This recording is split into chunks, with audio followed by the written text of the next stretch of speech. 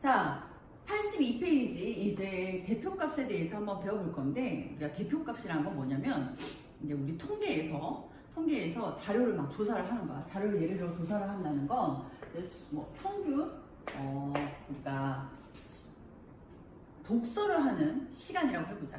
어떤 사람의 독서 시간을 구하는 거야. 소득이라고 할게요. 소득. 자, 소득을 한번 소득에 대해서 조사를 한 거야. 어떤 사람들은 막 이렇게 여기가 대략 한 300만 원이다 라고 하면 평균 뭐 300만 원은 이제 많이를 버는 사람들도 있고, 어떤 사람들은 엄청 많이 벌어가지고 한 10억 이렇게 되어 있다 치자. 월 평균 소득 이렇게 됐을 때 이런 사람들도 있을 거야. 이런 것들을 자료를 조사를 하면 이 자료들에서 우리는 어떤 값을 기준으로 해서 이제 이 자료를 표현해야 되는데, 그것을 바로 대표값이라고 얘기해. 이 자료를 표현하는, 대표하는 값을 대표값이라고 하는데, 그 종류에는 여러 가지가 있어. 대학교 가면 더 많은 걸 배우지만 우리가 중학교, 고등학교에서 배우는 대표값은 뭐가 있냐면 가장 대표적인 거, 평균. 그쵸? 평균을 우리가 초등학교 때 배워서 평균이라는 대표값이 있을 거고, 그 다음 중앙값이라는 게 있어. 중앙값, 그 다음에 최빈값 이런 게 있어요. 최빈값. 그래서 어떤 자료를 대표하는 값을 나타낼 때 그것을 대표값이라고 얘기해요.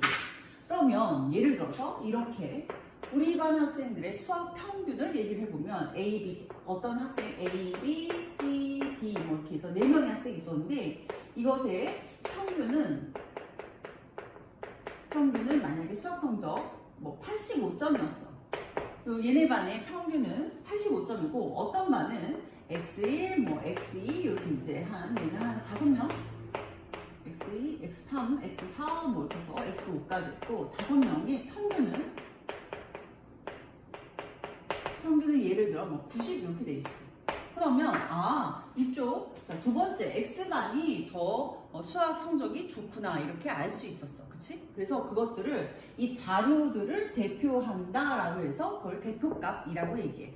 성적 같은 경우는 평균을 많이들 사용을 하긴 하죠. 자, 근데 어떨 때 어떤 식으로 사용하는지 이제 구체적으로 알아보면, 자, 평균은 아주 기본적인 방법 우리가 배웠죠.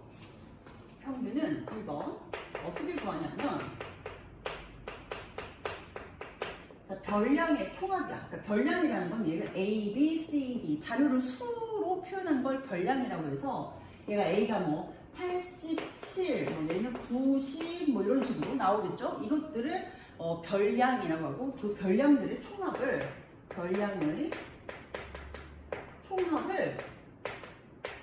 자료의 개수, 자료가 몇 개야 이거는? 별량이 4개지. 별량 수로 나누는 거야. 별량의 개수. 별량의 개수로 나누는 값을 평균이라고 해요. 그쵸? 근데 이 별량의 수를 도수분포표에서는 도수라고도 얘기해요. 그래서 전체 자료의 합에다가 이 개수로 나눠준 것을 평균이라고 하고, 보통 일반적으로 자료가 고르게 이렇게 잘 분포되어 있을 때 보통 평균을 사용하기는 하는데, 자, 그렇다면 우리가 이제 처음 배우는 이 중앙값이라는 게 뭘까? 이게 중앙값이라는 건 이런 거야. 가운데 있는 값인데, 예를 들면 자, 우리 학생이 우리 반 이제 수학 성적을 이렇게 보는 거야. 예를 들면 20점인 학생이 있었어. 물론 보통 80점, 85점, 이렇게 90점인 이런 학생이 있었고, 한 명은 이렇게 해서 90, 100점 이렇게 나와 있었어. 100점. 그런데 한 명이 20점 이렇게 나온 거야. 20점 이렇게. 그러면 이걸 평균을 한번 평균을 세보면 평균이 대략 여기가 85니까 20점 말고 86 대략 20점이라고 하면 이 평균은 어떻게 되니? 여기가 85점, 85 곱하기 3. 좀 숫자 쉬운 걸로 할게 얘들아. 다시 바꿔. 예를 들면 10점, 20점, 30점 이렇게 있는데, 한 명이 100점 이렇게 나오는 거야. 100점. 여기서 60점이니까 100점, 160 이렇게 되는 거야. 이렇게 돼서 이것의 평균을 재봤더니, 어려운 시험이었나봐. 평균을 재봤더니 160점이지? 그것을 4로 나누니까 평균은 뭐야? 40점 이렇게 나오는 거야.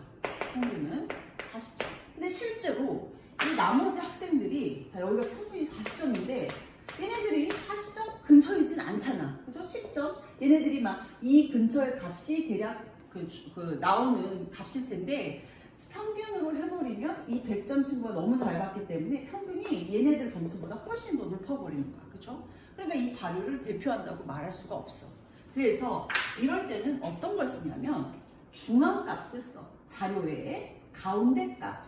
예를 들면 자 얘가 제일 작아. 1번 1등 2등 끝에서 1등 2등 3, 4라고 하면 자 자료가 총 짝수개니까 짝수개면 이 가운데를 대략 어디로 잡을 수 있냐면 2번과 3번 사이 여기를 중앙값이라고 하는 거야. 그러면 이 중앙값은 20과 30의 평균 그쵸? 그래서 중앙값은 20과 30의 평균인 25가 중앙값이 된 거야. 그래서 중앙값은 실제로 25여서 자료를 더 잘 나타낸다는 얘기야. 40점보다는 그쵸? 40점보다는 두 번째, 세 번째 사이의 그것을 중앙값으로 둔다는 얘기. 그러면 걔가 중앙값. 그런데 이거는 보면 짝수일 때는 2번과 3번 사이라고 했잖아. 그럼 만약에 홀수라고 생각해보자. 예를 들면 이렇게 되는 거야.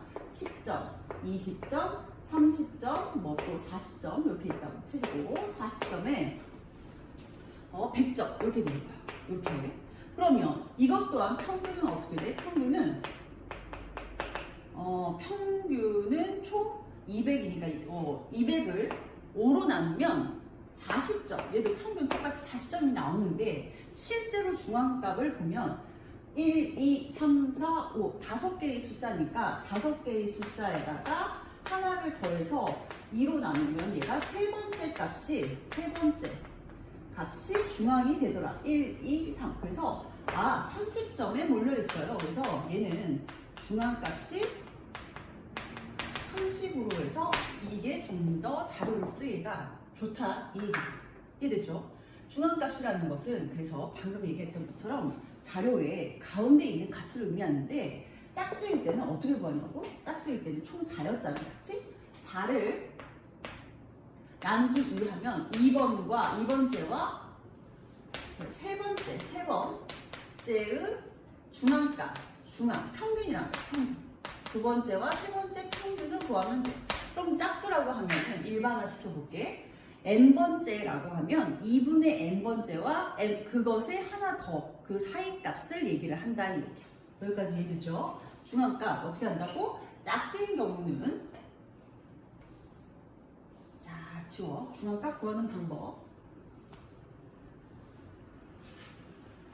자, 첫 번째 짝수인 경우는 n개 중에서 그쵸?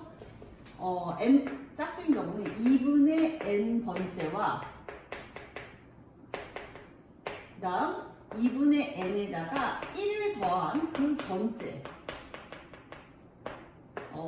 사이값, 중앙값, 사이값, 평균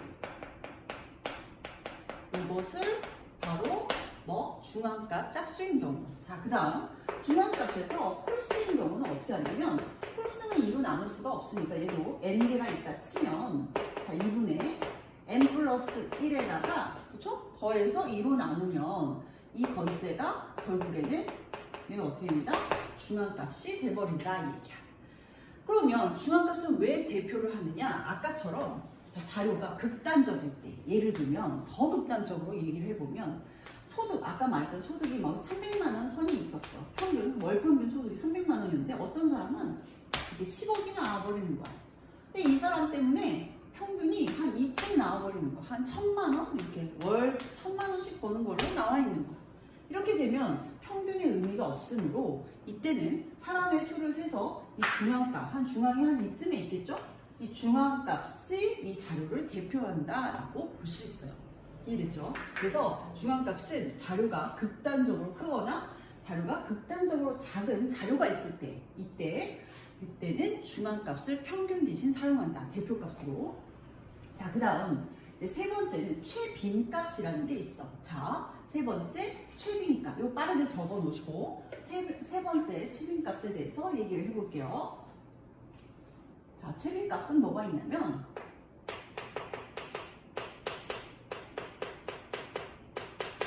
자료가 빈도수에 대해서 대표값을 세우는 거야. 예를 들면 이런 거야. 예를 들면 우리 여행 가고 싶은 나라를 골라보자. 여행 가고 싶은 나라. 선생님은 미국으로 가고 싶고, 어떤 사람도 미국으로 가고 싶고, 어떤 사람은 호주로 가고 싶고, 이탈리아, 미국, 뭐 이렇게 이탈리아, 뭐 이런 식으로 있었어요.